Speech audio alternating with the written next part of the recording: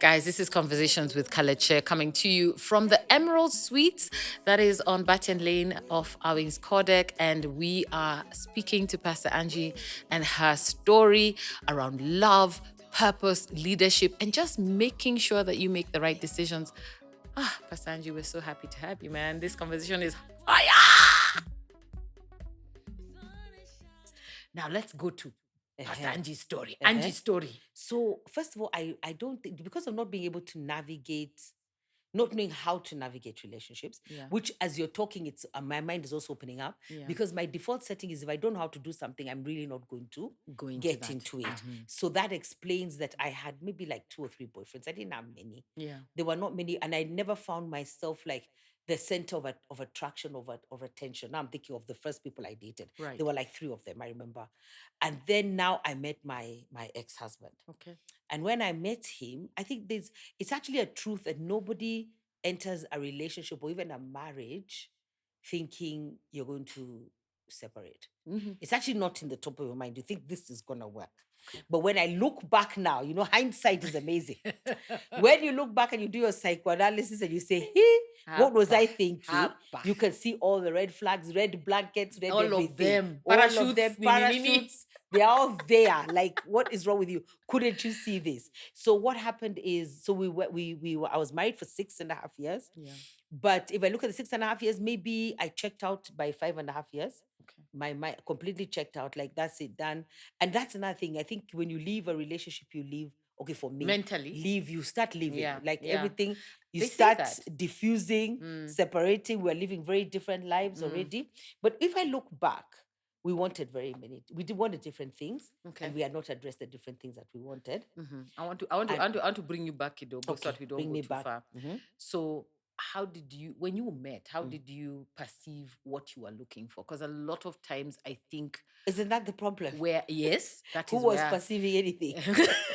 there was nothing. Perception zero. Listening. Kaleche, it was a big one. Perceive what? We were hanging, having fun, and then I got pregnant. Okay. So there was nothing. When I think about perceiving what? No. There was no intentionality. These are the values I'm looking No, for. And that so is he the checks these problem. boxes, and then we sit No. and have a conversation, No. and I ask the hard questions. No. You know, these days I tell people No. in my Now show you have to ask hard radio, questions. I tell them, listen, young people, dating is a series of data collection. Yes, amen. You need give me high to five. collect Beautiful. the data. There was no collecting data. Okay. We were hanging around at some choice. You can't even. Kachoi. Now you see, if we say choices, we might be sued. But choices is where we were. No, we were hanging and having a great time. And it's like sometimes I think happenstance. Just things flowing. So that's which how is it what was also for happens you. to a lot of Kenyans, and Yes. Kenyans stop living like that, or whoever it is, stop living in Yeah. happenstance. Yeah. Which is what you're saying now, because you're saying now, even now, because I want to get remarried. Oh, you Hey, do? oh, I definitely do. I'm so amazed that people say I want to be married. I need a companion. I need a partner. I really do. I do. I need that. But at that point, I was not intentional about anything. Okay. Not looking at it. Things were flowing. Okay. Yeah, we're here. We are hanging. We And progress. we seem to get along. We seem to get along. Right. This is it. At some point, we're sleeping with each other. So this is working. This is okay. So it's just going. It's just going. And then I got pregnant. Now, when I got pregnant, I'm like, wow, we even had a conversation. Now, that's the first time we've ever had a serious conversation. That's not even in this book. Wow, we had a serious conversation about now that I'm pregnant, do we get? Are we going to get married? Yeah. And I was of the view, and he was as well. We don't have to get married, but we can bring this child. We can bring this child up. How we ended up married is still a mystery. Come on now. Yes. What? You have not fafanua at that part, because I remember clearly having the conversation that we don't have to be married. Right. We can raise this child. And then also, even for me, like, Kalecha, I'd go to the mirror and stand and think there's not a human being growing inside me. Like, it was the most surreal madness experience. I used to look at myself in the mirror like there's somebody else growing inside me. Are you sure? You know that thing of who's ready to be a mother? Like me, life was happening. So what are we saying? So what are we saying? Like, I almost want to ask, how did this happen? But I know how it happened. But I'm like, Like now that was the only place of waza in my life. Yeah. Everything else we're going with the flow. Woo, party, You were not going. thinking about But now anything this one we had else. to stop. Yeah. And then I don't know, honest to God. Even that's not in this book. Oh my God. Yeah, but it's here on Conversations with Kaleche. I'm This telling is you, what because happened. the first I drank a beer and I threw up. And That's what started telling me something is wrong with my wow. body. You hadn't even identified it at that point. No. So I threw up. So that's how I found out I was pregnant. Yeah, I've told you many stories. This is why you see. This is why. There's a grace here for removing stories. This is why I'm obedient to God's word that these conversations must happen. Yeah. And so now here you are. You've happenstanced. Yes. And now you're pregnant. And then now you start planning this wedding. We're getting together. We're meeting the parents. We go meet the parents. And then we go meet the parents. We go, those things of we go to his shags. Yeah. Looking back now, there were so many things that were wrong with that story when I think about it. Yeah. But one thing I'll say, let me say a positive thing. Okay. Is in my ex, I saw potential. They say don't marry potential. Okay. So just let me first talk to the people. Let me talk to the people. Ladies, we are always told by the men. And the men in this room, listen, you guys are always saying, why do you refuse to marry potential? You've worked so hard, Kaleche. You've attained so much. You'll never find a guy who can work with whatever you... And I'm like, why? Because you're not working hard. Because we had the same opportunity to work hard. Yes. So we're always told, marry potential. So now you're telling me no. No, are we told to marry potential? We're always, I find sometimes, okay, maybe it's different circles, but I find people say don't marry potential. A lot of people like say the person has to have had if he something. has potential, he can grow. So if you grow together. So that's a good one. I like that one because there's the sense in that one. All these stories have different arguments. It's important. Okay. I think it's important when you're young, let's say in your 20s, to get married to somebody who you can grow together. Okay. And build something together. Okay. I think that's important. Okay. Because at 20, you don't both want to. growing. I don't know. Sometimes they say you don't know. I'm thinking about you don't, but it's okay. We'll say you don't. You don't want to be in your 20s with somebody who's already made it. Yeah. Because then it complicates the relationship. I think you need to be with somebody who you're growing together in your 20s. Okay. In your 40s, like for you and for me in my 50s, no. That is now completely out of the question because we have all grown. We have made something of ourselves. We've passed certain stages. We've worked hard. Yeah. We have things that we're doing. We're flowing in purpose, in leadership, in production. There's no way. We're now no longer now potential is out of the question. We're not doing Everybody better bring their potential together.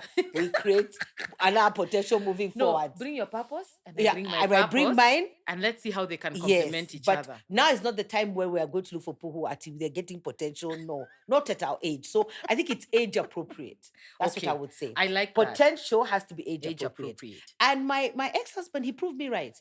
He's a very successful, and I want to say young man, but he's very successful. Yeah. So he proved it. That's the best thing. I was like, yeah, right. You see, I told you. I wasn't altogether wrong. So blind. I said this man has potential, and the potential has come out. It's potential. It's completely potential. So that was a good one. Okay. Mm-hmm. You see, now that then, you've talked about now being into the beginning of this relationship. And so you say you checked out about 5 because when you so what was now becoming evident as these are red blankets, red flags at that point? Great. So one, and I think it's important for the people out here because you said we're trying to inspire people, isn't it? Yes. One, it became apparent that we didn't want the same things. Okay. Yeah. Okay. Neither were we at the same place. Page. You're not on the same. First of all, I'm a mother. Okay. So do you know whether we like it or not? That changes everything. Absolutely. Yeah. Right. So you're a mother now. Yeah. So you're trying to be responsible, but let me also be fair because, like, I'd come home. I don't know why we also Friday night. Make sure the child has eaten, had a shower, slept. As soon as she closed her eyes. Now where? Me out. God. Friday. It's Friday night. It's calling. Party, like I don't know what. Saturday now come back. Of course, you have a hangover, but now Saturday come and try to do some activities with the children. So I'd always go out after I'd spend a lot of time with her. Okay. But then we started growing apart in the fact that he, I don't know, maybe was trying to make money, trying to make deals. He has different friends. I don't know. So you are not in the same space at the same time for your child, for example? Like No, you're coming no, home before no. you go out, but he Yes. might not come home. Or even if he comes, he'll go out. We start growing apart. Okay. Like he has a whole different life out there. And then even me, I have a whole different life out here. Because my life is my daughter, then now to go party like that. Him, he's trying to make money. And then he's got his friends out there. And I don't know, because I've never been in his head and we've never had a conversation about what happened. I wish we would. Yeah. I really pray one day I would love to sit and just ask, like let's recap, like what was all that about? But people are growing, you're discovering different things about yourself, because that's another thing. The one thing we have had a conversation, me and him, and even with our daughter, is no one should, we had no business getting married because we didn't know what marriage was. So we got married at 28, 26, 28 there, 28, I think. But we've actually sat and told our daughter, excuse me, marriage is not something that you play around with. You can only get married if you understand what marriage is. So I can say one of the issues was none of us understood what it was. Neither had we had a conversation about it, or even a conversation about what does our marriage look like. And what do we want it to look like in 5 years, in 10 years, and when this child is even at in this 1 age? year. Okay. This 1 year, what's the plan? What's the There's plan? no plan. Happenstance. We just live life. But you know, Kenyans live like that a lot. A lot. And you've got to stop. Happenstance can not produce the life that you want. And I think being on the other side now as a Christian and an older woman, there are certain questions you ask yourself now that you're like, hey, how come I didn't know? Personally, I'm like, Lord, I know I give you a hard time refusing, because I got born again at 13. Then I had a period where we considered with God. And it's good. Sometimes you do time out. Yeah, but it was because of hurt, you know. And then I took the hurt. It's someone's hurt me, but I took it out on God. Right. I took it out on God. So in taking it out on God, I knew he was there. I gave him his reverence. And every now and then I'd do the Our Father. Yeah, because that's the prayer, you know. Yeah, because now when you're like, okay, Lord, our Father who art in heaven, because that's the time you need something or to work for you. But his call kept coming, and I'd be like, no, we're not there yet. We're not there. I'm living, I'm hanging, I'm partying. And I did all of that. Yeah, which is good, you know, sometimes. Because you get it out of the way. Get it out of the way at the when right you're younger. time. Yeah, at the right time. So now when I look back, like you're saying, okay, I'm like, wait, had I met God earlier, would I have lived relationship differently? Do you ever have any of those thoughts? Yes, I think so. But also, I'm thinking about having met God earlier. But also, I'm just wondering, you know, you've really taken me back, but what was advising my relationships? Because before I met my husband, I think I was in the UK, and there was this really nice guy. He was really nice, and he was from Cameroon. And sometimes I always wonder whether that was the love of my life. But I couldn't even, I don't understand, make decisions. Like I couldn't fathom living abroad or living in Cameroon. Away from Kenya. You know, those things had not come. A whole lifestyle that is not the one you're used to. But I always wonder, Kaleche, whether it's about whether we need to train our children and younger people on how to make decisions. Because I feel like life, even our lives, was happenstance. You went to school. You did what you were told. You did what you were told. So there was even no capacity, when I think about it now, to make a decision. Like you like we're not taught how to think. On your own. Without anyone else influencing and saying, there's nothing wrong with me saying, this is a nice guy, he treats me well, and we can, living in Cameroon, my life will not end. Yeah, so I don't even know whether to say that was me, but I feel it's us. That age group, we went to school. It's like we went through the motions, went through cycles. Then all of a sudden you're on your own. Yeah, then because like now you're even left to go to the UK. You know, in this book I write somewhere, there's a place where I said only African parents, what's the word? Transfer a problem. Like, I mean, who does that? Who sends a rebellious child? They know you're rebellious. To the UK. That was my parents' answer. Not my problem. I would have died there. When I think about it now, Kalechi, it was so bad. I don't know that I marked it as a place. How do you transfer a problem? Because can't. now it's the university's problem. In another country where your parents are not Now, able to access now. Do you know I wrote here it could have gone so any way.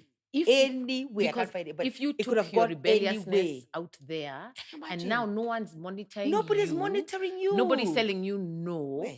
The choices you make. And actually, when you think about our age group of people who went to the UK, the US, and all that, there's such a big number who got lost to drugs and what because they had no guidance. Which guidance? I don't even know how to make a decision.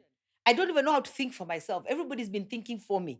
Do you know how bad it was? Even this I've never said. Hey, today, Kaleche, this conversation with Kaleche, there's a grace here because now it's like I have to note these stories which I've not said ever. They're not even in the book. Yeah. Now what was I going to say? But it's crazy that I don't understand. No, but even I was going to say even to go to the UK. Do you know my parents applied? I didn't apply for myself. It wasn't you? Let me tell you this out. I did not apply for myself. They said, I was told in 3 days. You're going. In 3 days. Hello. That's weird. I told you. Our parents were not for joking. Yeah. So you can't even make a decision about where you're going to go to school. Then you're supposed to go and make decisions in life. Anyway, so when I think about this Cameroonian young hot man, it is I could have made a decision, but I couldn't. I didn't even think I had the power to make a decision. So I feel like even as parents and parenting now, empower your children to make decisions. Right. Some sort of decisions. Yeah. I remember even when my daughter went to a school, is it a British curriculum school? The classes she struggled with at first was, I think, thinking. There's a class was called creative thinking or something, and another one, which is about thinking. That's how you know like how you open your mind. Yes. And I'm so glad that these days those classes are there because you can imagine if we continued the way we were brought up, in the way society is changing and the way everything is diversified now, life can't work. They would not make it. Yes. I know the younger generation are struggling in their own way because things are different. Yeah, but they're not struggling. I mean, my daughter applied for her own, I don't even know. She applied for her own universities. She came to tell you. She came to tell me these are me. I had no idea. But that's good because it makes you make decisions. For yourself. So I think part of the relationship crisis for me and the fact that my relationships did not work, and even this marriage one, was because I don't think I had been sufficiently, I would say, exposed to how to make decisions for myself. And that's like so powerful. Yeah. Learn to make decisions. Learn for yourself. Not for anyone else, for yourself. And in making that decision, then you can't come back and say, my father, where it was me. It was me. Yeah. But it's amazing you say my mother and my father, because that was another problem when I look at it now. Yeah. Not out of anything, but out of love. You can't listen to your parents when you're having relationship issues unless there are dire consequences. And you have to have first thought about your own self. Okay. Like, come up with your own, is it perspective? Before you go to sit down to seek this counsel. Yeah. Whether they're parents, whether they're anybody else, come up with your own perspective. And then even in that, because I think one of my questions was how you feel your parents and how they brought you up influenced how you chose relationships and how you executed your relationships. One, and I don't want to complain, they were not choosing because there were no boys. So boys, it was, if you sniff next to a boy, you'll be pregnant. So that is so like, guys, so what am I supposed to do with that information? So that was one. So no, and if you were seen anywhere near a boy, oh my God, World War 55,000, that's the way it's going to land with you. I mean, it's confusing. So I don't think they gave me any skills in learning how to navigate that. So being brought up, being told boys are dangerous, don't go, it disabled how you think. It disabled even how I could relate. Yeah. Donenge wadi nagu wadi woke we muito nagu. Hey. Just imagine if we were now where we were and his, what is it called, fiancé came out of the woodwork. And you're here. Me, I'm here now. Kwanza the whole pastor, Jesus Christ headline. Guy, like, what am I going to say? Haleche. Where? What is wrong with you? Where? You're planning a what? In 3 months.